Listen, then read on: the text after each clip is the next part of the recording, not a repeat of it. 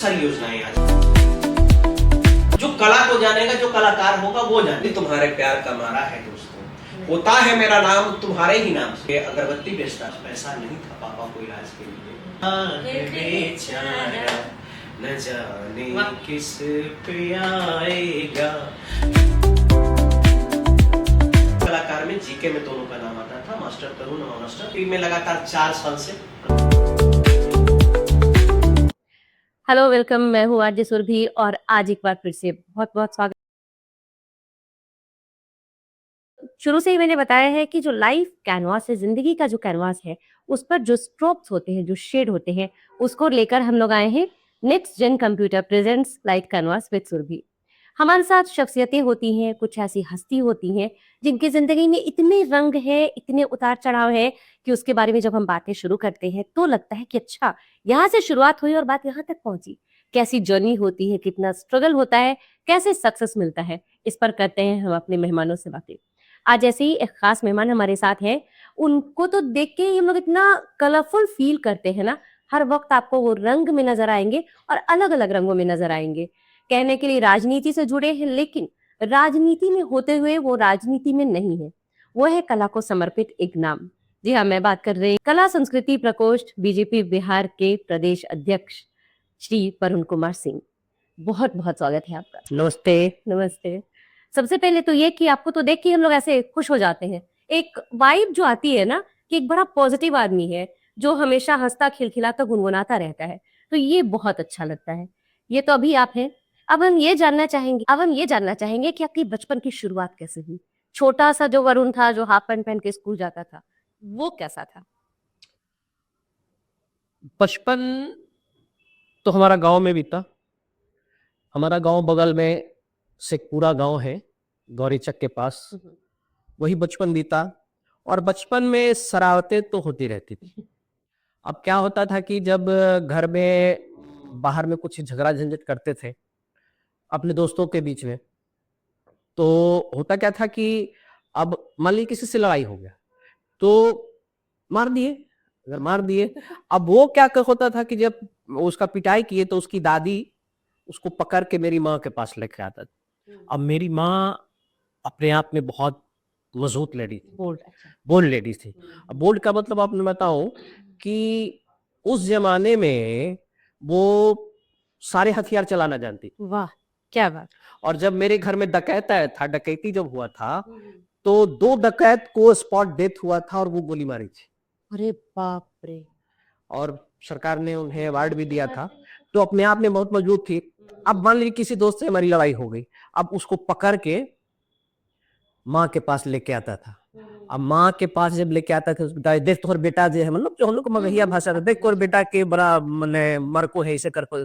अब हमको लगे कि हे भगवान, अब तो रात में गए, शाम में दिन भर तो भागेंगे, कहीं शाम में गए तो इतना पिटाई होना है, होगा ही। तो हम सोचे साहब अब पिटाना ही है तो कम मार के क्यों पिटाए। अच्छा। अब क्या होता था, मेरे घर के आगे बैगन का पेड़ रहता था, बड़ा बड़ा बैगन होता था ना, बैगन का पेड़ रहता था। अब उसमें क्या आगे उसकी दादी हाथ पकड़ के गई मेरे घर में कहने के लिए, तो हम बैगन के खेत में लुक गए। और एक और रहेठा का डंडा, रहेठा मतलब बोलते हैं जो, मतलब सुई रहेठा, हाँ, बचा हुआ जो डंठल होता से तो हाँ, जो हम लोग का दाल वाला जो रहेठा होता है, तो उसका डंडा तोड़ के रख लिए। अब कहा कि जब पिटाना ही है तो थोड़ा अच्छा से पिटाए। अब वो दादी उसको पकड़ के लेके, बोल के पकड़ के लेके जा रही है, अब पीछे से मार डंडा। मतलब अब जब पिटाना है तो थोड़ा अच्छे से पिटाए, जैसे रात में पीट दे तब पानी से मारे थे तो उतने पिटाई लगेगा, ज्यादा मारेंगे तो उतने पिटाई लगेगा। पीट उठ के संतुष्ट हो लेते रहे, अच्छा रात में पिटाना ही है तो क्या करना है, तो रात में जाके पिटाते थे। अपना जो होता था अपना वैसी तरह चलते चलते बड़े। फिर पढ़ाई है कैसे थे आप? चौथा क्लास से पटना आ गए। पापा हमारे टीचर थे, PN English Sanskrit high school के शिक्षक थे, और वो संगीत के भी शिक्षक थे, हिंदी के शिक्षक थे, नाटक के डायरेक्टर थे। नाटक बहुत अच्छा लिखते थे, गाते थे बहुत अच्छे, तभी वो चीजें आपको विरासत में मिली हैं। तो वो बहुत अच्छी, मतलब उनका, और फुटबॉल के बहुत अच्छे प्लेयर। वो फुटबॉल मतलब जेवार में फुटबॉल से कोई नहीं खेलता था। और प्लस क्या है कि दंड मतलब लाठी जो होता है, लाठी के बहुत अच्छे प्लेयर। लाठी मारने वाले जो। एक बार छोटा सा घटना मैं आपको याद दिला दूं हम लोग तो छोटे छोटे थे, पटना नहीं आए थे। हमारे गांव में दशहरा दुर्गा पूजा में 10वीं के दिन लाठी बांधते हैं। जी जी। तो हमारे गांव में एक बगल के गांव था, वहां दादाजी थे, वो पूरा मैंने बोलने लगे कि भाई कोई है हिम्मत कि हमसे लाठी लड़ ले, ऐसे कर ले, ये कर ले। चैलेंज वाली बात हो गई भाई। अब एक यादव जी राजपूत के गांव में वो मतलब धमकी दे रहे हैं, तो थोड़ा सा हो गया कि अच्छा ठीक है चलते हैं। अब पापा को रहा नहीं गया कि भाई मेरे गांव में आके कोई ये करे, तो उन्होंने लाठी कहा, दो भाई लाठी लो। तो लाठी खेलने लगे, लेकिन पापा का ध्येय था खेल का भावना। पापा खेल की तरह खेल रहे थे अपना करके, लेकिन वो क्या होता है ना कि ज्यादा जब लाठी चलाते हैं ना, तो उनका एक रहता है कि वो कोशिश करते हैं सीधा लाठी कपार पे मारेंगे। सामने बोला जाता है कि सीधा लाठी कपार। वो क्या किए ना, पापा तो खेल की भावना में थे, वो सीधा लाठी एक लाठी कपार पे मार दिया पापा को। पापा ठीक करे, ठीक है। फिर दाव, उसी एक दाव होता है लाठी का, 67 लाठी एक बार 7 लाठी मारेंगे। वो पापा ने क्या किया कि एक बार में 7 लाठी मारा, एक हाथ टूटा, एक पैर टूटा। अरे बाप रे। और उसके बाद आज तक पापा से कोई उलझने लाठी मतलब कोई भी लाठी में कोई नहीं है। तो वो बहुत अच्छे खिलाड़ी भी थे, बहुत अच्छे कलाकार भी थे, गाते थे क्या बढ़िया। जब मऊली में डसले बिया नगिनिया जब गाते थे, हम लोग सुनते रह जाते थे। और बहुत ही अच्छे आदमी। मैं कहूँ कि जब हम कलाकार हैं और आपको, जैसे आप अगर मेरे घर आती तो पापा को सिर्फ हम रहे या ना रहे, पापा को पता चलना चाहिए कि आप कलाकार हैं। या इज्जत प्रतिष्ठा इतना बढ़िया से बातचीत करना, जब तक हम नहीं आ जाए तब तक वो आपको खूब अच्छा कर देते। तो बहुत अच्छे थे। बहुत कम समय में रिटायरमेंट के बाद हम तुम्हारे बीच नहीं रहे, तो आज भी बहुत ये होता मतलब है। ये इस मौके पे हम लोग ऐसे ही बात इसलिए भी करते हैं ना कि कहीं ना कहीं वो नॉस्टैल्जिया होता है। हमेशा ये मौका नहीं मिलता है कि आप अपने बचपन की बात बिल्कुल, ये सब बात मैं भी आज तक ये जानता भी नहीं होगा जो मैंने अभी बोला है। इसीलिए ये तो बात बात में निकल गया। बिल्कुल इसीलिए लाइफ कैनवास में मैं यही बातें लेकर आती हूँ जो आम तौर पर आप लोग नहीं जानते। अब जिंदगी का ये पहलू, बाकी इनके बारे में बहुत सारे इंटरव्यू होते हैं जो हो रहा है, लेकिन पीछे की जो कहानी है, जो शुरुआत रही, जब स्कूल लाइफ में क्या था, कैसे शरारतें करते थे, स्कूल से कॉलेज में जब आए तब कौन सी हीरोबाजी की। वो तो मुझे लगता है कि आप हीरो होंगे कॉलेज के। क्या क्या किया ये बताइए। क्या हुआ ना, स्कूल में संयोग से मैं 1 साल PLLO में भी पढ़ा, और पापा थे मतलब टीचर। अब वहां भी बदमाशी करते थे। तो हुआ क्या कि हमारा था, देखिए पढ़ाई लिखाई में हम बहुत तेज नहीं रहे। मेरा ध्यान हमेशा नाटक नाच गाने पे ज्यादा रहा, पढ़ाई में बहुत कम रहा। लेकिन क्या है, बैठे ये तो अगला बेंच पे बैठेंगे, हम अगर बैठेंगे तो फर्स्ट बेंच पे बैठेंगे। अब क्या था कि एक हमारे मित्र में हम बैठे थे, अब वो मेरे जगह पे थोड़ा सा लेट हो गया, हमको वो मेरे जगह पे बैठ गया। हम कहे भाई मेरे जगह पे क्यों बैठे, हम यहाँ बैठते थे, तुम मत ही करो। तो कहने नहीं बैठेंगे। तो वो लेके मेरा बस्ता हम रखे, तो मेरा बैग जो था फेंक दिया। वो फेंका तो हम भी उसको फेंके। अब फेंका फेंकी दोनों कर रहे थे, इतने ले पापा क्लास टीचर थे, आ गए। आप देख लिए वो संजोग से, क्या देखिए कि हम उसका बक्सा को लेके ऐसे फेंक रहे थे। तभी पापा आ गए। आप दोनों को क्लास की इधर खड़ा कराए, और खड़ा कराए, पूरा अटेंडेंस लिया, ले गए रूम में, प्रिंसिपल के रूम में। वो दृश्य बहुत मारते उड़ते नहीं थे जल्दी, लेकिन वो लॉकर में से निकाले इतना वो डंडा और इतना मोटा रूल जो लगा। अब ऐसे ऐसे करते करते करते आए, और रूम में उसका बस्ता लेके फेंके, अपना रखे, फिर बैठ गए। लेकिन बैठे हुए। लेकिन ये एक कितना बड़ा एग्जाम्पल आपने दिया कि पापा आपके टीचर थे, आपने बदमाशी की और बिना एक पल ये सोचे कि बेटा है, किसी तरह का बायसनेस, उन्होंने वही सलाइरी सौभाग्य बच्चों को। ये जो है ना चीजें, ये बहुत मैटर करती है, बहुत ज्यादा। तो फिर कॉलेज में कैसी लाइफ रही? फिर कॉलेज और स्कूल में पढ़ाई कम, सिनेमा देखने भाग जाते थे, हाजिरी बनाते थे। और आपको बताता मैं, हाँ, मैं यहाँ पे पहले सिनेमा हॉल उतना नहीं चलता था, नहीं, उस समय वीडियो हॉल होता था। अच्छा। और आपको ध्यान में होगा, भिखना पहाड़ी से थोड़ा सा आगे एक छोटा सा मतलब ये था, वहाँ मतलब वो वीडियो हॉल चलता था। अब उसने क्या करे, लगता है लेट 80s अर्ली 90s 80 ये नहीं है ना, कहे कि 85 से लेके 89 में मैट्रिक किए हम, तो 88 87 में, उस समय रघुवंश पे भी नाटक में हम आ गए थे, नाटक वाटक करते थे। तो फटाक से फिल्म देखने, मैंने फर्स्ट रन टिक किए, जो उसके बाद तो निकले, और लास्ट में भी हाजिरी बनता था, तो एक शो देख लेते थे आके, फिर यहाँ बैठ के अपना हाजिरी बना के फिर लास्ट वाला फिर चले गए घर। तो वही हाल हुआ, कभी नौकरी का कोई ये नहीं रहा कि नौकरी करना है, कुछ नहीं, बिजनेस में रहे, बिजनेस किए, और नाटक और राजनीति। राजनीति में कैसे आई ये पूछ रही थी। जैसे- नाटक और कला तो अपनी जगह है, हाँ, राजनीति से जुड़ाव कैसे? जैसे क्या हुआ कि लगभग हमको लगता है कि 89 में हमारे अजय भैया, हमारे चचेरे भाई हैं, राजनीति में सबसे पहले उन्हीं के थ्रू आए। शैलेंद्र नाथ श्रीवास्तव जी इलेक्शन लड़े थे, तो पहले 89 में सबसे पहले मैंने झंडा उनका, बीजेपी का झंडा उठाया, और इलेक्शन वो जीते भी। और 89 में शाखा मैदान में, उसका पूरा होली का समय था जब जीते थे, तो हम लोग होली मिलन समारोह में खूब बढ़िया संगीत का कार्यक्रम किए थे, और वहीं से हमारा राजनीतिक कैरियर में चले गए। उसके बाद माननीय सुशील मोदी जी से मुलाकात हुई, 90 में वो इलेक्शन जीते।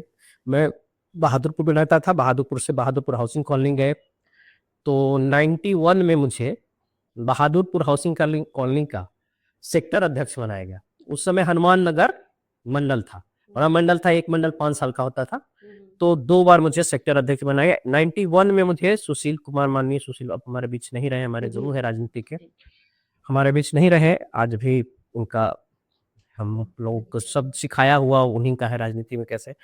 91 में उन्होंने मुझे सेक्टर अध्यक्ष बनाया था, और मैं आपको बताता हूँ सुरभि जी, 91 से आज तक मैं पद पे हूँ। ये आपकी सिर्फ काबिलियत नहीं है, आपका पूरा का पूरा डेडिकेशन जो इतने सालों से हम और लोग भी सबका प्यार मिलता है, इसलिए इतना होते रहा। और उसी तरह रंगमंच भी चलता रहा, रंगमंच में भी नाटक करते हैं रंजन कुमार सिंह, रंजन भैया जो एनएसडी के बड़े डायरेक्टर हुए, आज बड़े बड़े सीरियल उनके नाम से जाना जाता है। नागिन 1 2 3 4 7 सबके डायरेक्टर हैं, अगले जन्म मोह बिटिया न कीजियो, ये चाहते हैं, ये मोहब्बतें, 1857, बड़ी बड़ी सीरियल के डायरेक्टर है। उनका मैं शिष्य के तौर पे नाट्य में कहा। उन्होंने जब एनएसजी ज्वाइन किया और बॉम्बे गए, तो उन्होंने कहा कि वरुण यार यहाँ क्या करोगे, चलो तुम भी बॉम्बे। तो हम कहे कि भैया सब लोग जब बॉम्बे ही चला जाएगा यहाँ तो आपको बॉम्बे से बुलाने वाला कौन रहेगा? अरे क्या बात है। तो मैं यहाँ रहूंगा, और मैं मुंबई से आपको यहाँ बुलाऊंगा, और आज भी मैं उन्हें यहाँ बुलाता हूँ। हाँ बिल्कुल। तो ये चलता रहा, नाटक का अपना दौर चलता रहा। इसी तरह कॉलेज गए, कॉलेज में भी बस, कॉलेज में समझ लीजिए कि नाम का कॉलेज, अपना जो नाटक का क्षेत्र था, नाटक में ही लगे रहते। पढ़ाई छोड़ के सब कुछ होता हाँ, पढ़ाई छोड़ के सब कुछ सब कुछ। स्कॉलर में एक बड़ी इंपॉर्टेंट चीज होती है, वो होता है प्यार। कि प्यार हमको कॉलेज में नहीं हुआ, अच्छा नहीं हो कॉलेज के। प्यार हमको हुआ भाई गांव गिराव में। अच्छा गांव में हुआ। अब भाई कहीं अलग बात है, कहीं नाम लेना उचित नहीं। अरे नहीं, पहला प्यार कभी कोई भूलता नहीं है, लेकिन अच्छा है क्या कि नहीं मिले हम लोग।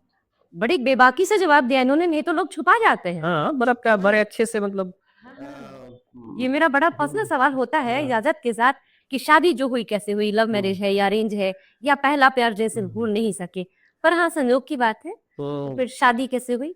फिर पहला प्यार तो भूलता नहीं है, चल ही रहा था, कष्ट था, दर्द था। अब उसी में भाई हाउसिंग कॉलोनी में ही हमारी मैडम जिनसे हमारी शादी हुई, वो ही रहने आई, तो कहीं ना कहीं एक इमोशन जुड़ा। अच्छा, और उनको लगा कि भाई इनको भी मेरी जरूरत है, मुझे भी ऐसा है, तो कहीं ना कहीं वो एक इमोशन, एक दर्द ने दोनों को तोड़ दिया। हाँ, एक दर्द ने दोनों को, हाँ, प्यार भी बदल गया। उसके बाद हमारी शादी हो गई, घर से लोग भगा दिए।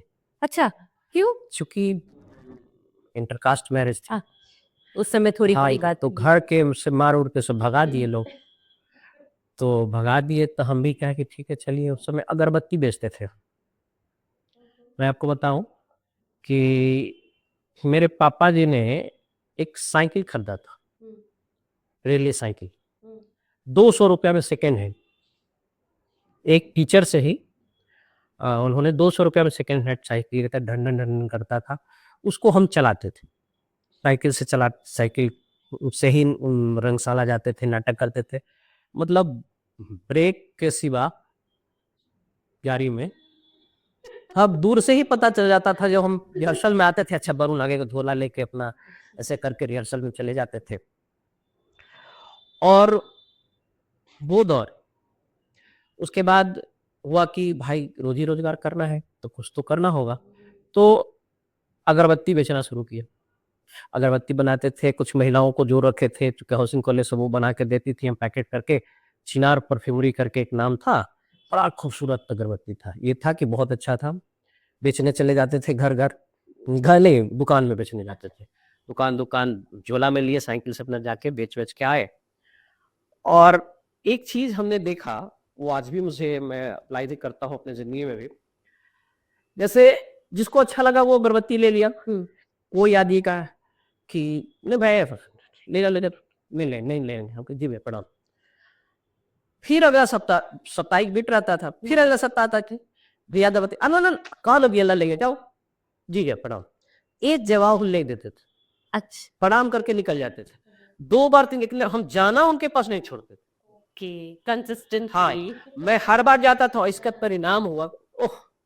परेशान कर तू ना सुधर बना, अच्छा दा, 1 दर्जन दे दा। हम समझे 1 दर्जन मैंने 1 डब्बा और 1 पैकेट 24 था बस, क्योंकि नहीं, हमें कभी अरे 1 दर्जन वाले 12 पैकेट, हमका दिल एकदम बाप रे, जो गदगद हो गया, थे तो 12 पैकेट उठा कर उनको दिए, ये लीजिए भाई। आपको लगा कि अरे बिक गया 12 पैकेट में, तो भाई झोलवा 2-4 पैकेट रहेगा, यही खरीद लिया। और ये चीज देखते थे कि लोग कहता था कि उधार बहुत चलता है किराना दुकानों में, लेकिन मेरा 80 से 90% हम कैश ही बेच के आते थे, क्योंकि हमको ये भी रहता था कि भाई इसी से घर भी चलाना है, इसी से अपना ये भी करना है। ऐसे करते करते कष्ट से जिंदगी बीता, लेकिन बेटी हमारी होने वाली थी। जब उसके जन्म के 5-6 दिन पहले भैया को माँ बहुत बोली कि ये वो बेटा बने, हमेशा उनको लगता था, हम जाते डेली जाते थे घर, अच्छा, हम माँ से मिलके घर से भगा दिया था, लेकिन हम अपना चले ही जाते थे। तो डांटी तो भैया फिर हमको लेके आ गए तो 7 दिन के अंदर में इशू हुई, इसी का जो बेटी है मेरी। उसके बाद तो सबको मामूली, सब लोग अपना एक साथ फिर रहने लगे, सब अपना जिंदगी फिर चल ये निकला जो अपना कष्ट का पीरियड बीतता है किसी से भी जब मेरी बात होती है, ये वो दिन होते हैं जो आपको और मजबूत बनाते हैं और आगे बढ़ने के लिए और इंस्पायर करते हैं। तो उस दौरान आपने बहुत कुछ सीखा जो अब की जिंदगी में बहुत काम आता देखिए है। आज की जिंदगी में बहुत काम आता है। मैं आपको बताऊं कि आज भी मुझे एक दर्द हमेशा सताता है। सोच लीजिए कि मैं बीच में ऑटो चलाया, ऑटो भी चलाया, चूंकि घर चलाना था, अति करना था, तो ऑटो चलाए। ऑटो भी हम इतना बढ़िया से चलाते थे, लोग का खाली रह जाता था, मेरा ऑटो पूरा फुल होके जाता था। गाना सुनाते ले जाकर भैया चाची दीदी जे मिलन ओकरे, मतलब दीदी आए ना बेटी, भैया आइए ना बेटे, मतलब किसी हाल से आपको अरे चलो एक बार बैठा लेते, ऐसे प्रेम से इतना बड़ा पूरा टेम्पो भर लेते थे, और उसके बाद ले जाके अगम कुआं छोड़ देते, स्टेशन से अगम कुआं अपना और चलाते थे, उसमें भी एकदम आराम से। लोग हम आ गए सब, क्योंकि उन लोग जब से आपको देख रहे हैं, जान रहे हैं, और मतलब सोच नहीं सकते कि आप अगरबत्ती भी नहीं सोच, आप लोग जब से देखी तो देखी कि वरुण सिंह फॉर्च्यूनर पे चल रहा है। सही बात है, बिल्कुल। तो मैं वो रेले साइकिल आज तक नहीं भूला हूँ, जो पापा ने 200 रुपया में खरीदा था। और उसके बाद जो मैंने ऑटो चलाया, घर ही घर साइकिल ये अगरबत्ती बेचता था, वो चीज मैं आज तक नहीं भूला।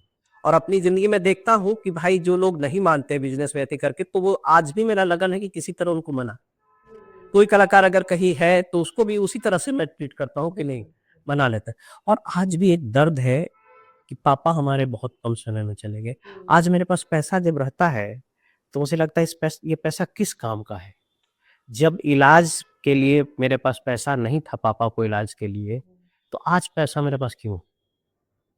जब पैसे के कारण हम अपने पापा को नहीं बचा पाए, तो वो दर्द आज भी मुझे बहुत तोड़ता है। मुझे आज भी कभी पैसा कहीं से आता है तो मुझे लगता है कि किस काम का है। तो ये हमेशा मुझे हमेशा इधर ये तो ये ऐसी चीजें, समय और किस्मत जो हम आप बदल नहीं सकते, वो समय के साथ होना होता है। लेकिन ये है कि इन सब के बावजूद इतनी मजबूती से आप खड़े रहे और यहाँ तक पहुंचे हैं, अभी और बहुत आगे जाना है। ये हमारी शुभकामनाएं भी है, हमारी विश भी है। तो ये तो आपकी हुई मैरिड लाइफ तक पहुंचने की बात।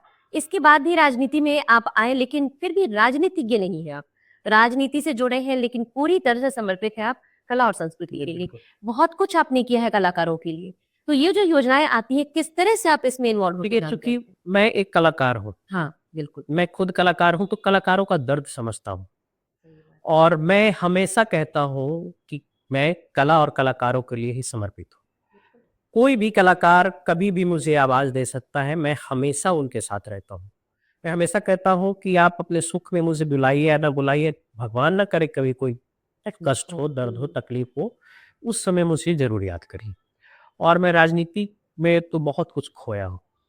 सही मायने में आज नए बच्चे मुझसे पूछते हैं कि भैया हम बीजेपी में आएँगे या राजनीति में आएँगे तो मुझे क्या मिलेगा? मैं उसे बताता हूँ कि देखो भाई, जब 37 सालों में अभी तक उस मकाम पर मैं ही नहीं पहुँच पाया हूँ, तो मैं तुम्हें क्या जवाब दूँ?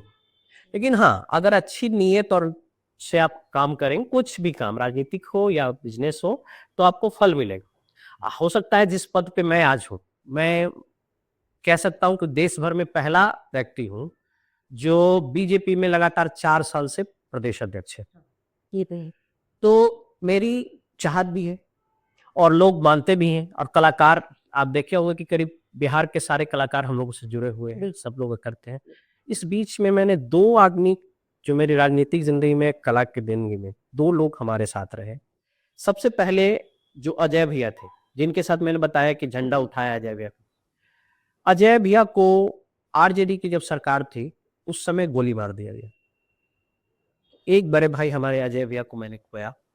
दूसरा मेरी ताकत, मेरा गुरूर, मेरा छोटा भाई तरुण जो था, वो मास्टर तरुण और मास्टर रंजीत थे, हमसे छोटा, दोनों नाटक सब कलाकार हमारे घर में, भैया कलाकार हैं, सब भाई कलाकार हैं। तो 87-88 में बाल कलाकार में जीके में दोनों का नाम आता था, मास्टर तरुण और मास्टर रंजीत। तरुण संघ के द्वितीय वर्ष प्रशिक्षक था, पटना महानगर का दंड प्रमुख था, वो गाना भी गाता था, लिखता भी, पापा वाला बहुत सारा गुण उसमें आया था। लाठी से वो भी 8-10 आदमी को ये करता था, इसलिए पटना संघ ने उसे पटना महानगर का दंड प्रमुख बनाया था। तो यही आरजेडी और बीजेपी की लड़ाई में जो मेरी ताकत था, उसका भी मर्डर कर दिया गया। और आज तक हम लोगों ने कभी किसी को सताया नहीं, सबकी लड़ाई लड़ते थे।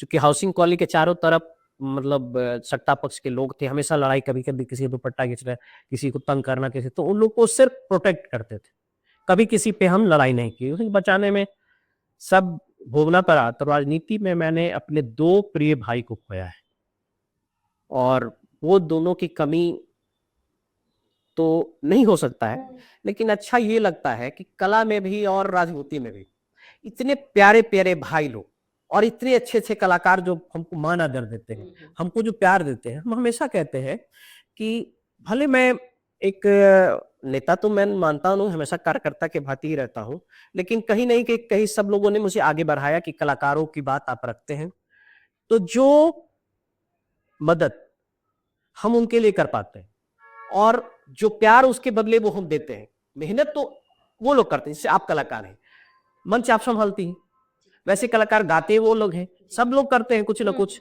मैं तो कोई सिंगर हूं नहीं, लेकिन कहीं ना कहीं उस सारे गायकों में मैं अपनी छवि देखता हूँ। नहीं, और आपको पूरा सपोर्ट रहता मैं है। जरूर सपोर्ट करता हूँ, मैं पूरा अलग बात है, मैं सपोर्ट जो भी अच्छे लोगों को सपोर्ट मैं करता हूँ, हमेशा करते रहता हूँ, लेकिन नाम मेरा होता है, काम उनका होता है। तो मैं हमेशा मानता हूँ सभी कलाकारों को कि एहसान है, लोग हमेशा बोलता है एहसान मेरे दिल पे तुम्हारा है दोस्तों। एहसान मेरे दिल पे कलाकार जो है या राजनीतिक में जो हमारे साथ मेरे भाई बंधु हैं, जिनका सपोर्ट हमेशा रहता है, तो मैं अक्सर कहता हूँ एहसान मेरे दिल पे तुम्हारा है दोस्तों, ये दिल तुम्हारे प्यार का मारा है दोस्तों, होता है मेरा नाम तुम्हारे ही नाम से। वो करते हैं, आप लोग सब कलाकार हैं, वो करते हैं, जो हमारे बीजेपी के भाई हमारे हैं वो करते हैं। होता है मेरा नाम तुम्हारे ही नाम से, चलता है मेरा काम तुम्हारे ही काम से, ये दिल तुम्हारे प्यार का तलबगार है दोस्तों, तलबगार है दोस्तों, तलबगार है। क्या बात, बहुत सुंदर। ये तो इतनी कहानी आपने सुनाई, काफी इमोशनल चीजें भी थी, कुछ मजेदार भी थी। एक चीज हमें बड़ी अच्छी लगती है, आप कहीं भी इनकी रील देखे तो एक तो उम्र को आपने बांध के रखा है, वो चश्मा लगा के जब ये आते हैं, कभी अनिल कपूर, कभी जितेंद्र, कभी किसी भी हीरो की छवि इनमें दिखती है उतनी उसी स्टाइल में। इसके अलावा आप गुनगुनाते बड़ा अच्छा है, जब आप मंच पर गाते हैं तो लोग सुनने लगते हैं। कुछ कुछ हमको बड़ा फेवरेट गाना है। हम गुनगुनाते नहीं, क्या होता है ना, देखिए अब वो तो एक्टिंग वाला कीड़ा है। अब पता नहीं का है, हम एक बार क्या बताए कि एक भोजपुरी फिल्म बनाने का मेरा हुआ प्लान, उस पे हुआ कि भाई शत्रुघ्न सिन्हा जी से मैंने बात कर लिया, रेखा जी से मैंने बात कर लिया, और 3 हीरोइन 4-5 विलन, सनम बेवफा आपको याद होगा, हाँ। उसी टाइप का कुछ फिल्मों का बात, और लय हीरो। अरे वाह, ये सारा स्क्रिप्ट लिखा गया कि भाई इसको करेंगे। अब पता नहीं मेरी मलकिनी कोई भाया नहीं, काहे कि देखिए आप करिए नहीं, कराइए। कराना है कराइए, उसमें नहीं रोक रहे हैं, हीरो नहीं लेकिन आप बनना है। हीरो नहीं बनना है। ओह, अब ला यार, दिल के अरमान दिल में रह गया, उकाग उधर फाड़ के हम फेंक दी कि जाओ भाई। और अब क्या करें, तो भाई अब कहीं ना कहीं तो एक कलाकार मन निकलना चाहिए। कहीं ना कहीं निकलना चाहिए। तो कभी गाड़ी के छत पे चढ़ के, कभी कहीं कहीं कुछ ना कुछ उसके लिए भी बात सुनना पड़ता है अच्छा, कि आप नेता है, अरे नेता भाई आप नेता है, आप नेता है, पहले कलाकार हाँ, तो हम क्या समझाए। नहीं, उनको पोजेसिव डर लगता है, हाँ? हैंडसम हस्बैंड थे, कहीं कोई और ना आ जाए तो यार वो सब कोई दिक्कत नहीं है, ना रहता है ना। लेकिन अब उसी में अरमान भी निकलते रहता है, कुछ बात और प्यार मोहब्बत टाइप कुछ कुछ। इसी प्यार मोहब्बत से कुछ सुना दीजिए हमारे ऑडियंस। भाई हमको गाना नहीं आता यार है। स्टेज पर क्या बढ़िया गाते हैं, आपका एक बड़ा फेवरेट सा गाना है लोकगीत में जो है, जो आप गाते हैं कव्वाली, एक कव्वाली जैसे नहीं गाते हैं? हसीनों ने बुलाया, गले से लगाया, बहुत समझाया, मगर क्या न समझा, है बहुत प्यारा है बेचारा, न जाने किस पे आएगा, है अपना दिल तो आवारा, न जाने किस पे आएगा। सदाबहार अंदाज हमारे वरुण सर का, बहुत बढ़िया, नाइस। चलिए बातें और भी है, मैं आपसे पूछना चाहूंगी अगली कोई बात अपनी जिंदगी की आप बताना चाहें, कुछ फनीएस्ट मोमेंट, कोई इमोशनल मोमेंट या कुछ इंस्पिरेशनल। देखिए मैं आपको बताऊं कि पता नहीं ये मेरा पहला ही इंटरव्यू होगा जिसमें आपने कुछ बातें पूछते चली गई और मैं बताता चला गया, आज तक कोई जानता नहीं है बात। लेकिन और मोमेंट, बहुत सारा मोमेंट है, अकस्मात याद आ जाता है, लेकिन मैं हमेशा देखता हूं कुछ हम लोग कलाकार जो लोग हैं, आज मुझे हमेशा ये चीज लगता है, आज भी कहीं ना कहीं दर्द रहता है, टीस है अपने कलाकार भाइयों के बीच में। हाँ। वो इसलिए है कि हमारा आज भी बिहार में, बिहार की संस्कृति कला बहुत सुदृढ़ है, बहुत मजबूत है, और ये सनातन से चला आ रहा है, सही, अपने अपने आप में बहुत मजबूत है। लेकिन जितना विकास और विकसित होना चाहिए वो कहीं ना कहीं कमी मैं देख रहा हूं, और इसका रीजन चाहे सरकार जो भी हो, कहीं ना कहीं उसके डिक्शनरी में शायद अभी के समय में कुछ कमी रह गई है कला को लेकर। क्योंकि इतने बड़े बड़े कलाकार हैं, उनको प्लेटफॉर्म हम लोग नहीं दे पा रहे हैं, और कलाकार आज पूरे बिहार में बहुत सारा प्रोग्राम हो रहा है। मैं बताऊं कि लगभग 150 से 200 कार्यक्रम कला संस्कृति विभाग का है, 60 से 70 कार्यक्रम पर्यटन विभाग का है। तो इतने कार्यक्रम है तो कलाकारों को समय मिलता होगा ना, उनको तो मौका मिलता होगा जी, यही तो दिक्कत हो रहा है ना। अच्छा, ये दिक्कत हो रहा है। हाँ। जो कलाकार जेन्युइन कलाकार है उनको कार्यक्रम नहीं मिल रहा है। अच्छा, और ये मिल किसको रहा है, तो जो बाहर के कलाकार लोग हैं, अच्छा, और बिहार के कलाकार से जो बाहर के कलाकार हैं उनको कार्यक्रम मिल रहा है। और वो कहीं ना कहीं हमारे जो कलाकार हैं वो इसमें पीछे रह जा रहे हैं। इसमें जरूरत है, ये इवेंट प्रणाली जो है, हाँ, ये इवेंट प्रणाली, कलाकारों को इवेंट के थ्रू जो कार्यक्रम मिलता है, 10 रुपया की जगह पे 2 रुपया मिलता है, बाकी ये 8 रुपया सब इधर उधर हो जाता है। ये बिहार में इवेंट प्रणाली खत्म होनी चाहिए। मतलब ये इस पर आवाज आपने अभी उठाई, मैं हमेशा बोलता हूँ, हमेशा कलाकारों को लगकर कि ये डायरेक्ट प्रोग्राम होना चाहिए जी। गवर्नमेंट कलाकार करे, इवेंट क्यों भाई, टेंट पंडाल करे ना। हाँ। हमारा मानना है कलाकारों के लिए एक चयन समिति होना चाहिए, वो कलाकार हो, उसमें कलाकार हो। आज मैंने हमेशा देखा है कि पहले क्या होता था ना, कोई भी कमेटी बनता था तो कलाकार को अध्यक्ष बनाया जाता था, और कहीं ना कहीं चयन प्रक्रिया में कलाकार रहते थे। अब पूरे बिहार में मैं देख रहा हूं धीरे धीरे कलाकारों को हटाकर सिर्फ पदाधिकारी वहां बैठ के। अब पदाधिकारी को क्या पता है कि सुरभि जी किस चीज की कलाकार है। सही बात। कोई कलाकार है तो उसको पता रहेगा कि सुरभि बहुत अच्छी सिंगर भी हैं, सुरभि बहुत अच्छी नर्तंगना भी हैं, सुरभि बहुत अच्छी एंकर भी हैं, खेल में भी बहुत हमेशा आगे रही हैं। तो ये कौन जानेगा? जो कला को जानेगा, जो कलाकार होगा वो जानेगा। बिल्कुल सही। अब इवेंट वाला वो क्या मतलब है, सुरभि जी आप आ जाइएगा, आपको 20,000 रुपया एंकरिंग का हम देंगे, आपको देगा, कहिएगा भाई 10,000 ले लीजिए, 8,000 ले लीजिए, ये खत्म होना चाहिए। और आज बड़े बड़े मंचों पर हमारे कलाकार कहीं ना कहीं पदाधिकारियों के कारण और हमारे जो अपने लोग हैं वो इसको समझ नहीं पा रहे। चलिए, इस पर काम आपने शुरू जी किया है बिल्कुल तो पूरे बिल्कुल। कलाकार और इसी में देखिए अभी कुछ अच्छे लोग जब मंत्री बन के आते हैं तो उन्होंने बहुत, अभी देख लीजिए आप, एक समय हमको याद है, कला जगत का एक हिस्सा है कि अभी आपने कलाकार कल्याण कोष, बीजेपी का एक कला संस्कृति विभाग का योजना है। इसमें कलाकार का जो बीमारी होता है उसमें पैसा मिलता है, कलाकारों को कोई वाद्य यंत्र चाहिए उसके लिए पैसा है, कलाकार अगर कहीं पढ़ने बाहर जाता है उसके लिए पैसा है। तो इस तरह इस योजना में पैसा दिया जाता है। तो प्रचार प्रसार की बहुत कमी है, इसमें कौन प्रचार करेगा? विभाग को होना चाहिए, अवेयरनेस की कमी है। अवेयरनेस अगर पता रहेगा कि हाँ हमको, अगर हम बॉम्बे पढ़ने जाएंगे तो हमारा विभाग हमको पैसा देगा, पता ही नहीं लोगों को, ये पता ही नहीं है। अब बताइए कि जब सेग्रीवाल जी जब मंत्री थे तो उस समय सरफुद्दीन बहुत बड़े बांसुरी वादक थे, तो उनको लकवा मार दिया। अब जब लकवा मार दिया, हमारे साथ वो रंगमंच पे बजाते थे।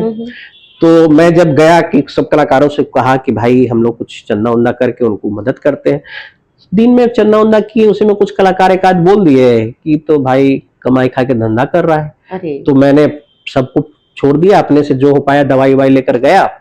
और उसी समय सरकार बनी थी 2005 में।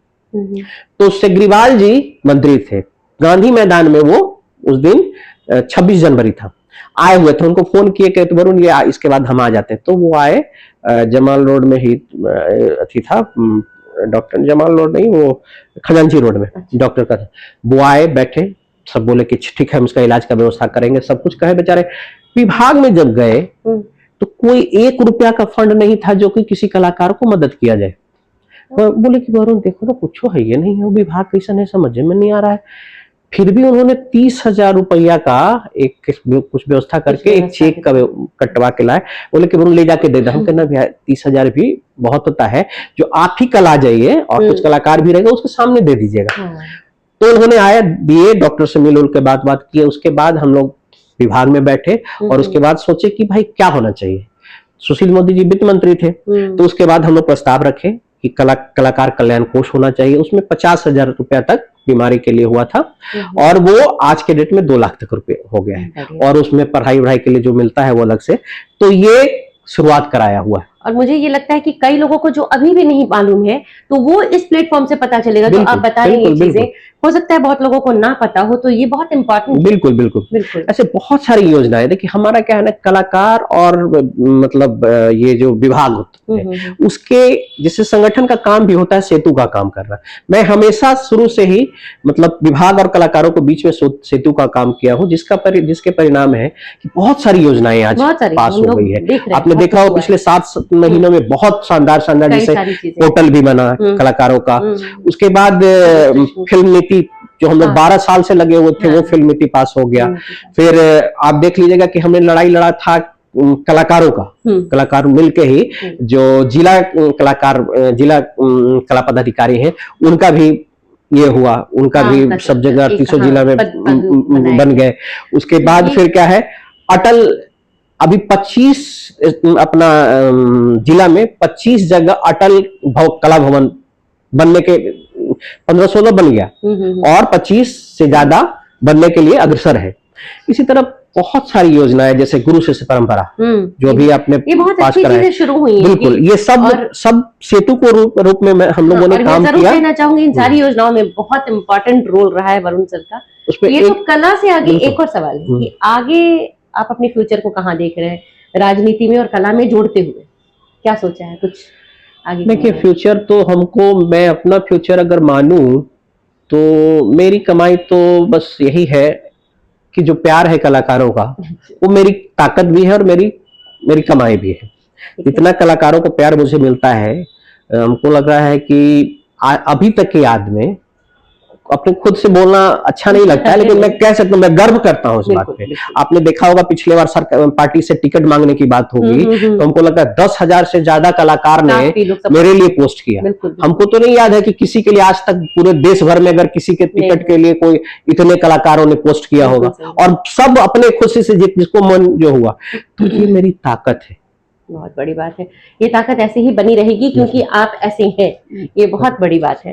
तो चलते चलते कुछ और सुनाना चाहेंगे, देखिए कहना चाहेंगे? बस हम यही कहेंगे, चलते चलते मैं आपको बताना चाहूंगा, नेक्स्ट जेन कंप्यूटर जो है वो हमारे मित्र भाई संजीव जी, आप देखी होंगी कि जिस तरह से मेरी जर्नी है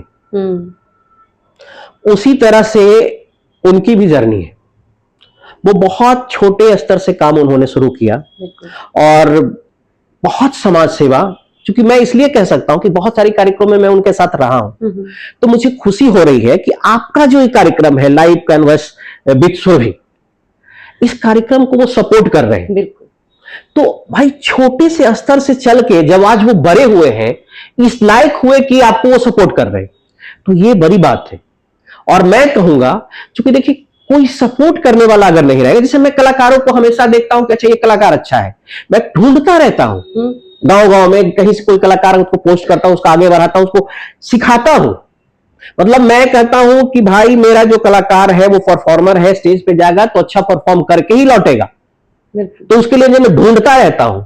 वैसे ही हमारे मित्रवत संजीव जी जो हैं वो लगातार काम किए, निचले स्तर से काम करके आज इस पायदान पे पहुंच गए हैं कि वो आपको सपोर्ट कर रहे हैं।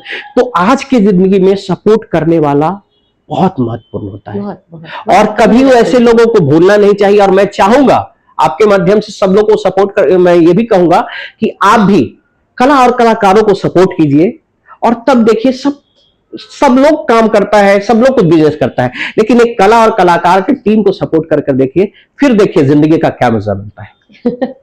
Thank you so much. आप एक तो आपने इतना वक्त दिया और इतनी मजेदार बातें हुई, बहुत सारी, बहुत इमोशनल। सबसे बड़ी बात है ना, मेरा नहीं कहना है भाई, देखिए हम एक बात और दर्शकों को बताऊं कि मेरा और सुरभि जी का जो रिश्ता नाता है वो कहीं ना कहीं हंसी मजाक वाली है।